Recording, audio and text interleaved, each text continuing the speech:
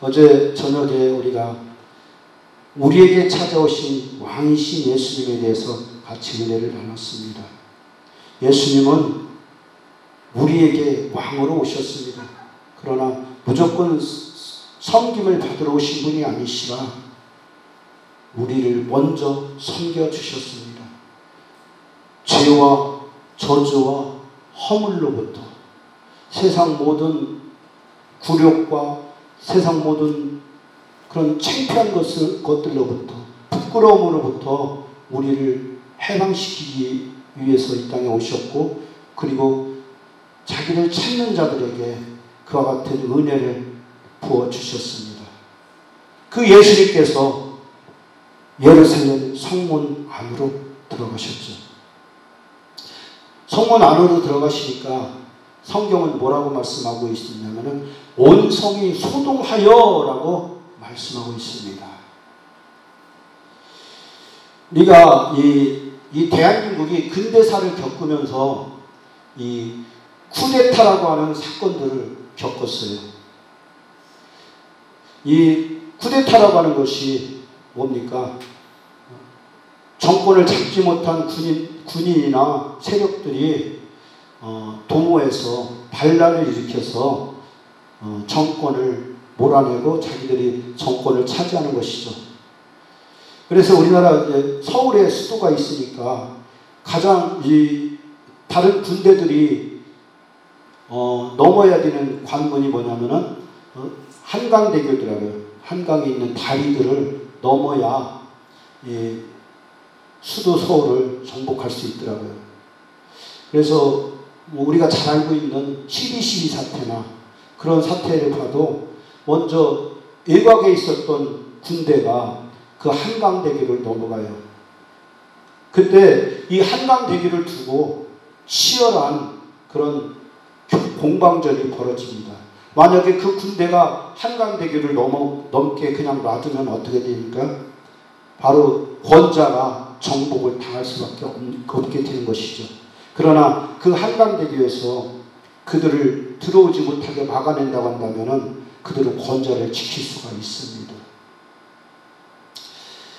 지금 이 시대에도 한강대교는 이 군사적으로나 정치적으로 굉장히 중요한 그런 길목에 자리하고 있습니다. 그런데 예수님께서 살고 계시던 그 시대는 어떤 시대입니까? 지금하고는 비교가 할 수 없을 만큼 그런 보안이랄까 이런 것들이 아주 철저한 시대였습니다. 왕의 권력이 아주 절대적이던 시대였습니다. 그리고 이스라엘은 그 당시에 로마로부터 통치를 받고 있는 로마의 식민지요 속국이었습니다. 그래서 예루살렘에는 로마의 군대가 주둔하고 있었어요. 로마의 군대가 주둔하고 있는 이유는 무엇입니까? 바로 이 본토 세력, 이스라엘 사람들이 반란을 일으켜서 로마 정부의 압제로부터 벗어나는 것을 막기 위해서, 반란을 제어하기 위해서 군대가 들어와 있었습니다. 그렇기 때문에 이스라엘 백성들이 몇 명이 모여서 이렇게 웅성웅성하고 떠드는 것들에 대해서 굉장히 민감한 상황이었어요. 물론 성경에는 나오지 않습니다. 그러나 우리가 능히 짐작할 수 있는 얘기들이에요. 그런데 예수님께서 여리고로부터 시작해서 이제 갈릴리에서 물론 출발을 하셨지만은 갈릴리에서 요단강을 중심으로 해서 이렇게 쭉 내려오시다가 그리고 이제 여리고를 거쳐서 이제 여리고를 통해서 예루살렘 동북쪽으로 해서 이제 예루살렘 성으로 들어가십니다. 그 동북쪽에는, 북쪽과 동쪽에는 무엇이 있느냐면은 감람산이라고 하는 산이 있죠. 여러분들 너무나 잘 알고 계시는 감람산입니다. 그런데 그 감람산은 영적으로 굉장히 중요합니다. 예수님께서 그 감람산에서 겟세마네 동산에서 기도하셨고요. 그리고 또 예수님께서 부활하셔서 그곳에서 감람산에 있는 감람원이라고 하는 곳에서 승천을 하시는 곳이 바로 감람산이었죠. 또 스가랴 선지자는 뭐라고 말씀하고 있느냐면은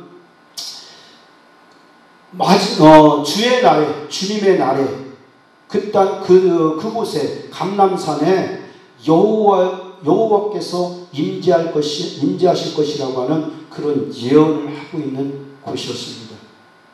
그렇기 때문에 그 감람산이라고 하는 곳은 지금도 세계 종교가 아주 첨예하게 부딪히는 곳이 감람산입니다. 유대교에서도 굉장히 신성시하고 있고요. 그리고 또 이슬람 사람들도 그것을 대단하게 신성시해서 마호메트의 신전을 그곳에 두고 있습니다. 그리고 기독교도 그곳에 교회를 세워놓고 있어요. 그만큼 그 감람산이라고 하는 산이 영적으로 굉장히 중요한 산이었어요. 그 예수님께서도 예루살렘에 들어가실 때 그 감람산 백바개를 통해서 이제 나귀 새끼를 타시고 감람산으로 해서 이제 예루살렘으로 들어가시는 겁니다. 그 예수님께서 많은 무리들을 환호하고 그리고 함성을 지르고 구호를 외칩니다. 그 무리가 수백 명이 될 수도 있었고요. 또는 수천 명이 될 수도 있었어요. 그런 어마어마한 그런 무리들이 지금 큰 때를 이루고 예루살렘 성으로 들어간다고 생각해 보세요. 이 정권에서는요, 이거 뒤집어질 일입니다. 지금 누가 반란 일으켰어? 로마 총독이나 또는 로마 군대의 천부장이나 백부장들은 이거 자칫하면은 자신들의 위기라고 생각할 수 있는 그런 아주 엄중한 일이 그곳에서 지금 일어나고 있는 거예요. 그래서 지금 본문의 한 글자로 소동하여라고 말씀하고 있습니다. 그런 정치적으로도 굉장히 큰 압력이 그곳에 작용하고 있는 겁니다. 또 이 예루살렘에는 누가 있습니까? 대제사장들이 있었죠. 그런데 이 대제사장이 어떤 사람들입니까?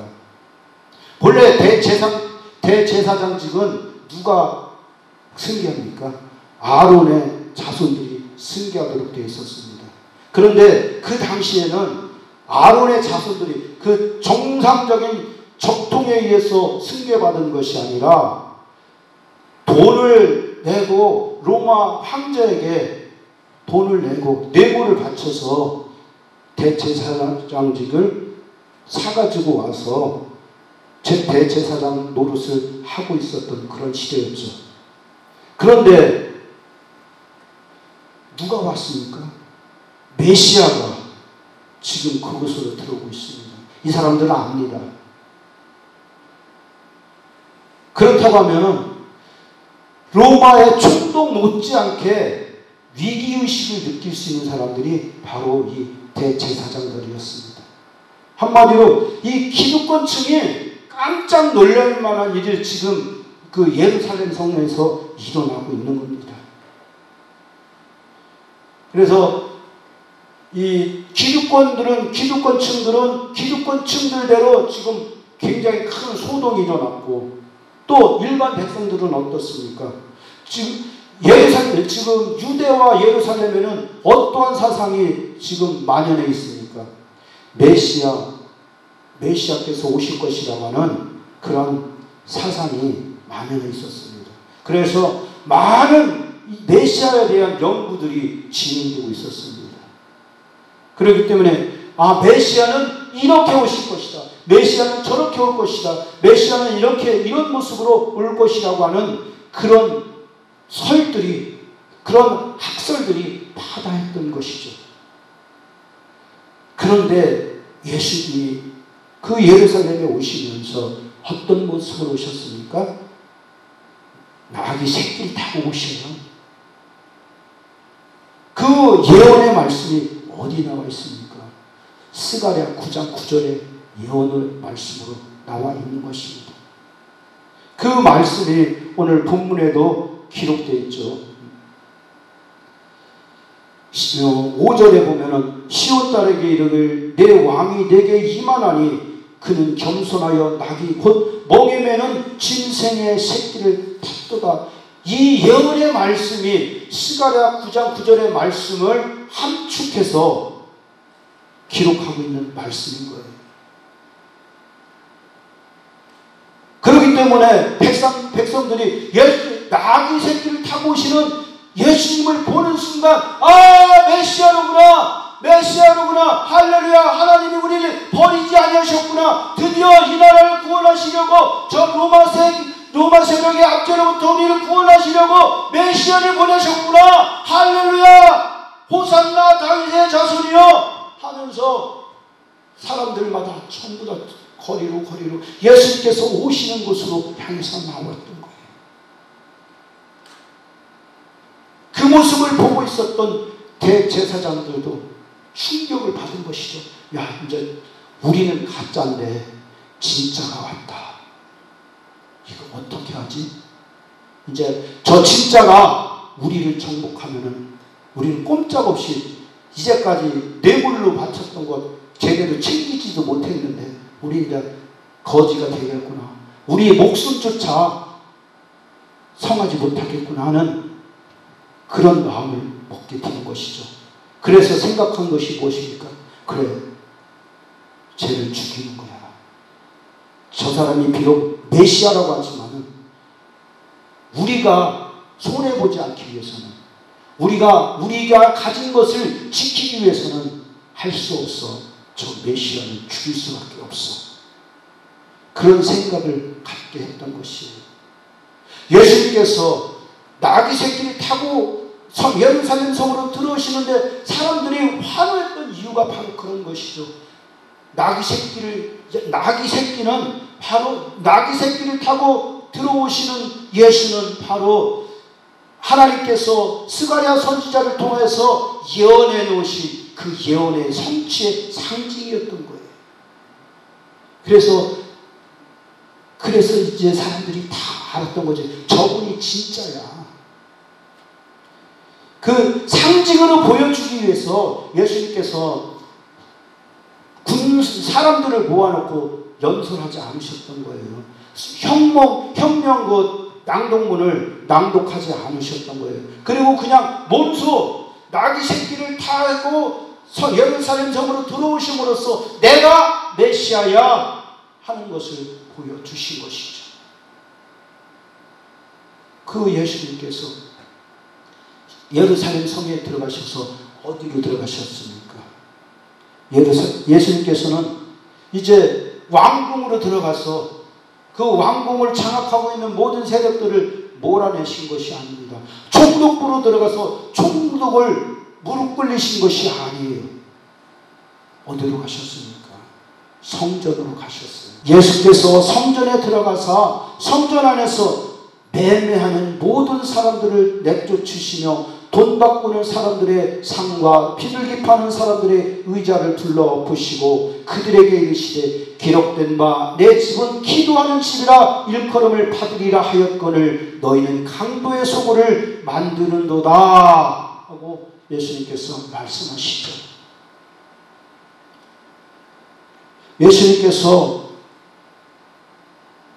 예수님의 이 땅에 오신 목적을 이곳에서 충분하게 말씀하고 있는 겁니다. 나는 정권을 차지하러 온 것이 아니야. 하나님의 힘을 보니 빌어서 저 로마 세력들을 몰아내기 위해서, 로마 세력을 몰아내고 이 나라를 독립시키기 위해서 온 것이 아니야. 내가 이 땅에 온 것은 세속화되어 버리고 타락되어 버린 하나님의 성전을 정결케 하고 하나님의 법을 온전하게 세우기 위해서 온 것이야 라고 하는 것을 행동으로서 지금 보여주시고 계신 거예요. 예수님은 성전된 우리 가운데 찾아오셨어요. 예수님께서 세상에 오셨을 때 가장 먼저 하신 말씀이 무슨 말씀입니까? 회개하라! 천국이 가까이 왔느니라. 말씀하셨어요. 중요한 것이 무엇입니까? 회개하는 것입니다. 회개를 왜 해야 됩니까? 우리가 누구 거 욕심내고 훔치고 뭐 이런 것들 그거 고백하는 것이 회개인가요? 내가 뭐 잘못한 것들 세상살이 하면서 도덕적이고 윤리적으로 잘못한 것들 이것들 낱낱이 고백하는 게 그게 회개냐고요. 내가 누구를 원망하고 누구를 시기하고 누구 잘 되는 것들을 그 깎아내리고 했던 것들 그런 것들을 주님 앞에서 눈물 콧물 흘리면서 통회하는 것이 회개입니까? 주님께서 그들에게 요구하신 회개는 그보다 더 근본적이요 그보다 더 원초적인 회개를 요구하신 것입니다. 그들을 창조하신 하나님, 그들에게 복 주시고 그들을 하나님의 자녀 삼으시려고 하신 그 하나님의 뜻을 저버리고 자기가 하나님의 자리에서 올라와 있는 자들을 향해서 하시는 말씀인 것입니다. 창세기 2장 17절에 보면은 선악을 알게 하는 나무의 열매는 먹지 말라. 네가 그것을 먹는 날에는 반드시 죽으리라. 반드시 죽으리라. 반드시 죽는다고요. 하나님의 말씀을 어기고 하나님의 말씀을 배신하고 하나님의 뜻대로 행하지 않으면 반드시 죽는다고요. 그것이 하나님의 뜻이었어요. 그것이 하나님께서 우리에게 주신 명령이었어요. 그런데 우리는 어떻게 됐나요? 하나님은 그 선악과를 먹으면 하나님의 말씀을 불순종하면 하나님의 말씀을 배신하면 하나님의 말씀을 반역하면 반드시 죽는다고 말씀하셨어요. 그런데 마귀는 뭐라고 얘기합니까? 창세기 3장 4절 말씀을 보면 마귀는 이렇게 속삭입니다. 죽지 않아. 결코 죽지 않아. 그것은 다 뻥이야. 하고 마귀는 우리에게 유혹의 추파를 던지는 겁니다. 네가 그것을 먹는 날에는 내 눈이 밝아져서 내가 하나님처럼 되어서 선악을 구분할 줄 하나님 아시기 때문에 너희를 가둬두려고 하나님 손 아래 가둬두려고 못 먹게 한 거야. 알았니? 마귀가 거짓말하는 거예요. 이 에덴 동산에서의 이 마귀의 속삭임, 마귀의 유혹이 그때만 존재했습니까? 지금은 이 마귀의 유혹이, 마귀의 속삭임이 없습니까? 오히려 지금이 더 마귀의 속삭임이 우리에게 분명하고 또렷하게 들려지고 있습니다. 사람들은 말합니다. 이제 너는 너를 위해서 살아. 네가 왕이야. 네가 왕이야. 네가 이 세상에서 가장 훌륭하고 네가 이 세상에서 가장 소중한 존재야. 그것을 일컬어서 우리는 뭐라고 하느냐면 포스트 모더니즘이라고 하죠. 지금 우리는 아직도 포스트 모더니즘 시대에 살고 있는 거예요. 그래서 각자가 하나님보다 내가 더 소중한 시대에 우리가 살고 있는 거라니까요. 안 그런가요? 우리가 예배보다 뭘 더 소중하게 여겨요? 돈 버는 거 더 소중하게 여겨요.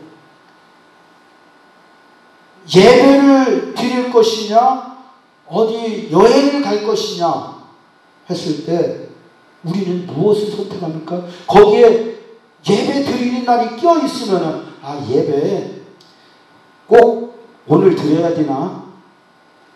오늘은 미루지 싶어. 미뤄도 하나님은 인정하실 거야. 그래, 하나님, 내가 하나님 사랑하는 마음, 하나님 내가 좋아하는 마음, 하나님 아시죠? 하나님 아시잖아요. 하면서 자기를 정당화시키면서 하나님을 예배하는 것보다, 하나님께 영광 올려드리는 것보다 내 영광을 위해서, 내 만족을 위해서, 내 쾌락을 위해서 우리가 살아가고 있습니다. 그것이 이제는 보편적인 시대가 됐어요. 그것이 전혀 이상하지 않은 시대가 지금 우리가 살아가고 있는 이 시대라고 하는 것이죠. 하나님으로부터 분리되어 있는 시대, 하나님으로부터 떠나 있는 시대. 이제는 하나님이 내 마음속에 왕으로 오셔서 나를 주관하시고 주장하시고 나를 통치하시는 그런 시대가 아니라, 하나님을 내 안에 계시던 하나님을 밀어내고 이제 내가 하나님의 자리에 올라가 있는 거예요. 그 모습을 광야에 있던 유대인들이 똑똑히 보여줬잖아요. 이스라엘 백성들이 똑똑히 보여주잖아요. 하나님의 놀라우신 은혜를 받아서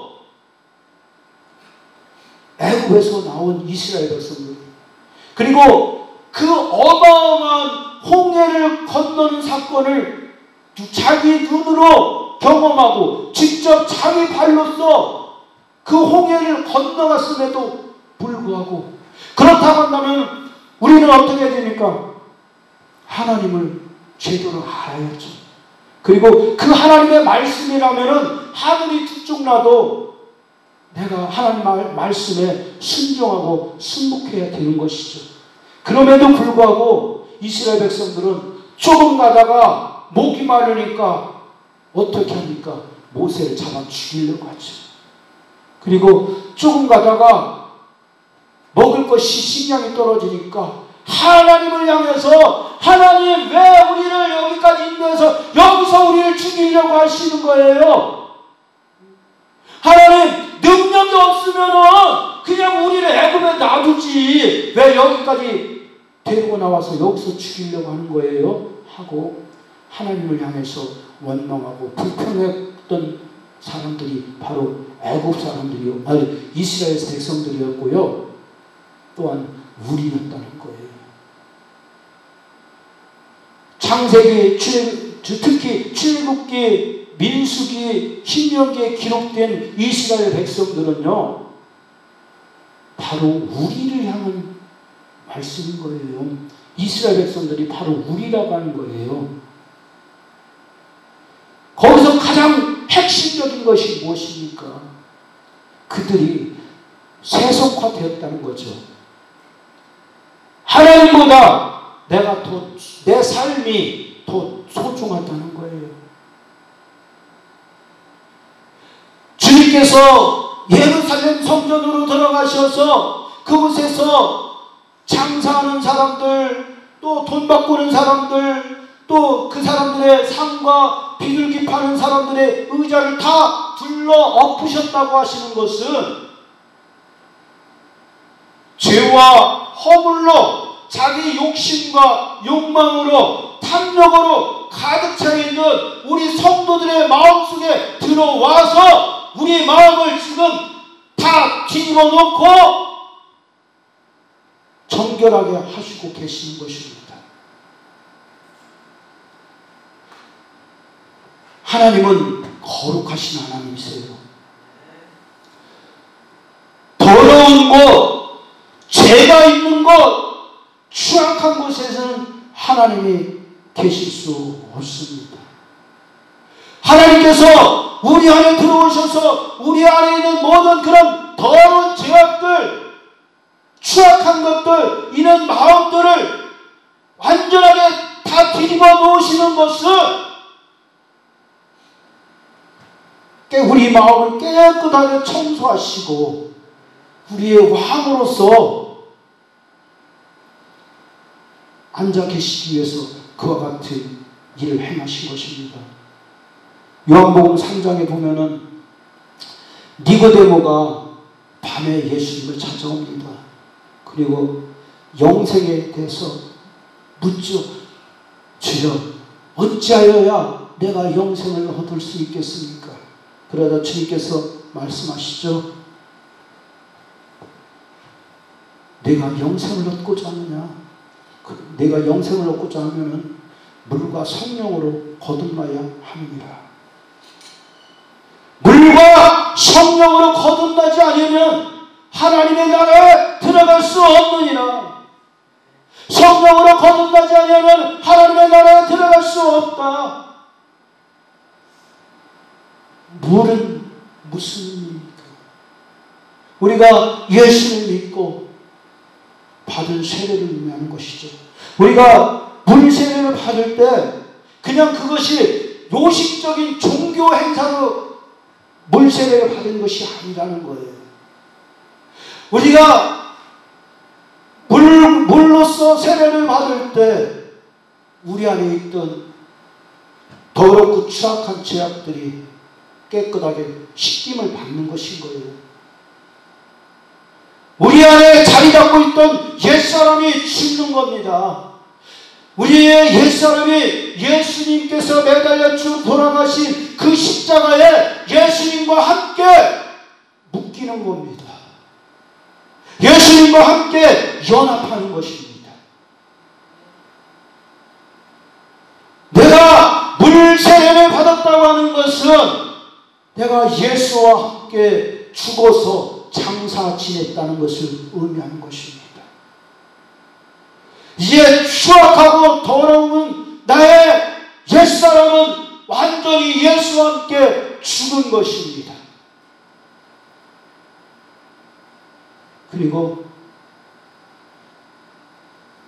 이 침례교나 이 순복음은 물 침례를 받습니다. 물속에 들어갈 때 예수와 함께 장사 지내는 것이고, 그리고 물 밖으로 나올 때 이제는 나는 새 사람이 된 것을 의미하는 것입니다. 나는 예수와 함께 죽었고 예수와 함께 살았다는 것을 의미하는 것입니다. 그리고 이제는 누구든지 그리스도 예수 안에 있으면 새로운 피조물이라 이전 것은 지나갔으니 보라 새 것이 되었도다. 주님께서 우리에게 말씀하셔요. 우리는 예수와 함께 죽었고 예수와 함께 살아난 사람들이라는 거예요. 예수님께서 우리 안에 오셔서 장사하는 모든 사람들을 몰아내시고 그들이 장사하던 그런 상을 뒤엎어버리시고, 그리고 그곳에 들어와 있던 냄새나고 더러운 비둘기나 짐승들을 다 채찍을 만들어서 쫓아내신 것은 우리 심령을, 우리의 영혼을 청소하신 것이라는 것이에요. 이제 우리는 그 예수와 함께 거하는 거룩한 성전이 된 것입니다. 그래서 사도행전 1장 4절에 주님께서 말씀하시죠. 너희는 이 성전을 예루살렘을 떠나지 말고 내게서 들은 바 아버지께서 약속하신 것을 기다리라.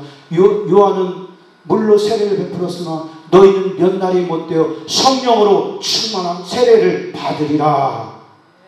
성령으로 세례를 받았다고 하는 것은 이제 우리는 거듭났다는 것입니다. 이제 예수 그리스도의 십자가 보혈의 피의 은혜로 이제 깨끗하게 씻김 받았다는 것입니다. 그런 의미로 예수님께서 제자들을 마지막 최후의 만찬을 하신 다음에 예수님의 제자들의 발을 씻겨주시잖아요. 그러자 베드로가 뭐라고 합니까? 주여, 처음에는 주님이 나를 씻기시다니요. 내 이 더러운 발을 씻기시다니요. 난 그렇게 할 수 없습니다. 아주 겸손하게 이 얘기하니까 그러는 너는 나와 상관이 없다 하시면서 너희는 이미 목욕을 해서 몸은 깨끗하게 내 말로 목욕을 했기 때문에 너희는 깨끗하게 되었으니까 이제 너희가 걸어다니면서 묻은 세상 때 세상 먼지가 묻은 발만 닦으면 된다. 너희가 세상을 살아갈 때 짓게 되는 죄, 허물, 욕심, 탐욕 그런 것들 더러운 것들을 이제 씻어내기만 하면 된다. 그것을 발을 씻는 거예요. 그것을 누가 씻었어요? 주님이 씻으신 거예요. 주님이 우리의 발을 씻으신 거예요. 우리가 살아가면서 범하는 그 죄들 그것들을 주님이 씻어주시는 거예요. 그래서 로마서 8장에서 바울은 이렇게 고백하고 있습니다. 그러므로 그리스도 예수 안에 있는 자들은 그리스도 예수 안에 있는 자들에게는 결코 정죄함이 없나니 그리스도 예수 안에 있는 자들에게는 결코 정죄함이 없나니 그리스도 예수 안에 있는 자들이에요. 내 의지대로 살아가는 것이 아니라 내가 주님께 나를 던져드리고 주님과 함께 살아가는 사람들 내 말이 내 안에 거하고 네가 내 안에 거하면 무엇이든지 내게 구하라. 그러면 내가 다 시행하리라. 주님이 약속하셨잖아요. 그 말씀대로 이제는 주님과 내가 연합해서 하나 되는 것 그것이 바로 내가 주님 안에 거하는 것이고 주님의 말씀대로 순종하며 살아가는 것이죠. 나의 계명대로 하는 자라야 나를 사랑하는 자라 하리니 주님의 계명대로 살려고 몸부림치는 사람 내가 비록 부족하고 연약해서 주님의 말씀에 온전한 순종을 할 수 없다고 할지라도 주님의 말씀에 따라가려고 몸부림치면서 눈물을 흘리면서 발을 치세우면서 살아가는 사람 그 사람이 주님을 사랑하는 사람이에요. 그 사람이 주님 안에 거하는 사람인 거예요. 그 사람에게는 그가 비록 살아가면서 짓게 되는 그 어떤 죄가 있다 할지라도 그 죄 때문에 너는 죄인이라고 너는 죄지었기 때문에 너는 지옥으로 떨어지라고 주님 말씀하지 않으신다는 거예요. 네가 나를 믿었으니 너는 나를 믿는 그 믿음으로 말미암아 의인이 되었다고 주님 말씀하시는 거예요. 주님께서 예루살렘 성에 들어오셔서 그 성전을 그렇게 청소하신 곳은 바로 우리 안에 들어오셔서 우리를 말씀으로 청소하시고 주님께서 십자가에서 흘리신 그 보배로운 보혈의 피로써 우리를 씻어내고 우리를 닦아내셨다는 그 말씀인 거예요. 이제는 우리는 자기 의로 살아가는 것이 아니라 우리 안에 거하시는 하나님의 말씀, 하나님의 의로 살아가는 사람들인 거예요. 본문 말씀이 바로 그것이죠. 주님께서 예루살렘 성전에 들어가셔서 성전을 청소하시고 나시니까 누가 찾아왔습니까?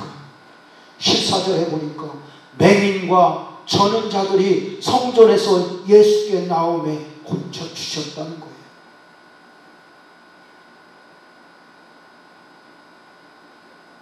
예수님을 만나서 자기 심령의 깨끗함을 받은 사람, 예수님의 십자가의 보혈의 피로 자기 심령의 더러운 죄가 깨끗하게 씻겨진 그 사람에게 하나님께서 예배해 놓으신 축복이 많은 거예요. 모든 병에서 깨끗함을 받는 거예요. 그가 어떤 질병을 가졌다고 할지라도 주님 앞에 나와서 주님의 은혜를 구하기만 하면은 주님께서 그를 외면하지 아니하시고 그를 치료해 주시는 거예요. 고린도후서 8장 9절에 말씀하고 있습니다. 예수 그리스도의 은혜를 너희가 알거니와 부유하신 이로서 너희를 위하여 가난하게 되시는 그의 가난하심으로 말미암아 너희로 부유케 하려 하시니라. 이것이 어찌 물질의 가난만을 이야기하고 있습니까? 죄와 허물로 말미암아 우리의 육신이 가난해졌어요. 그래서 질병이 우리의 육신에 들어와요. 우리의 삶이 가난해졌어요. 그래서 내가 이마에 땀을 흘며 수고하지 아니하고는 먹을 것을 얻지 못할 것이라고 하시고, 네가 열심히 땅에 씨를 뿌릴 것이지만 그 땅에서는 가시와 엉겅퀴가 돋아나서 네가 결실을 제대로 받지 못할 것이라고 하나님께서 아담에게 저주하셨잖아요.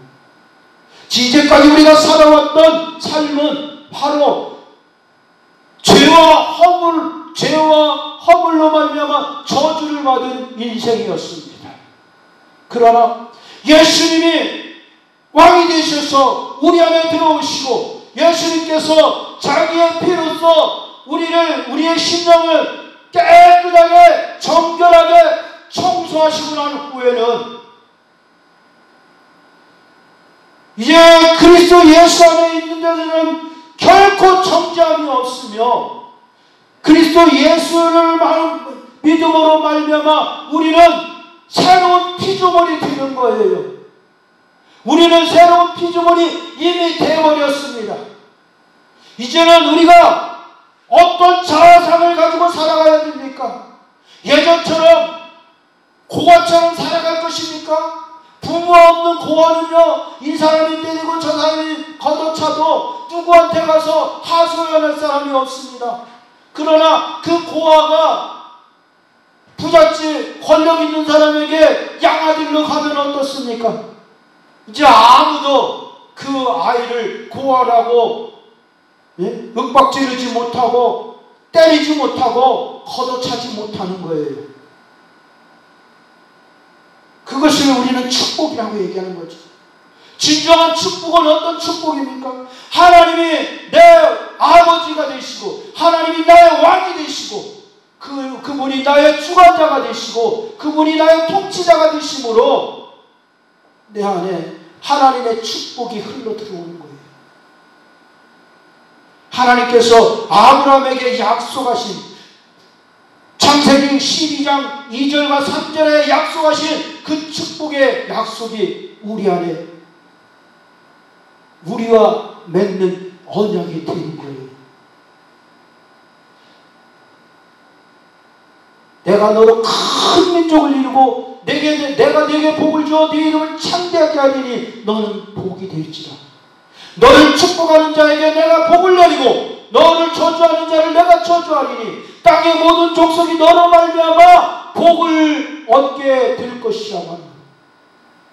이 아브라함을 향한 축복의 말씀이 아브라함만을 향한 말씀이 아니라 아브라함을 통해서 이 세상에 오신 그 예수 그리스도, 아브라함의 자손으로 오시고 다윗의 자손으로 오신 그 예수 그리스도를 믿는 우리에게도 아브라함에게 하신 그 약속의 유업을 받아서 이제 우리도 그 약속대로 축복을 받은 사람이 됐다는 거예요.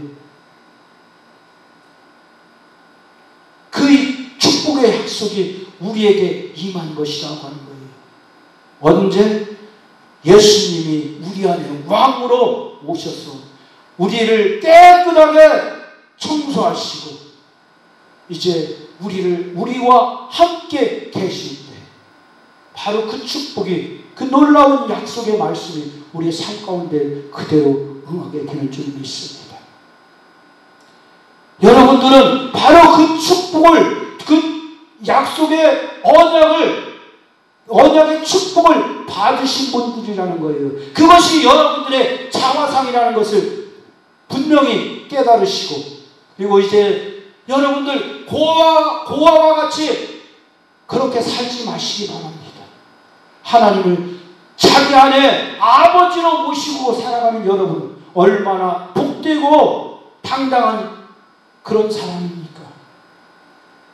그것을 잊지 말고 살아가는 우리가 될 수 있기를 우리 주 예수 그리스도의 이름으로 축원드리겠습니다.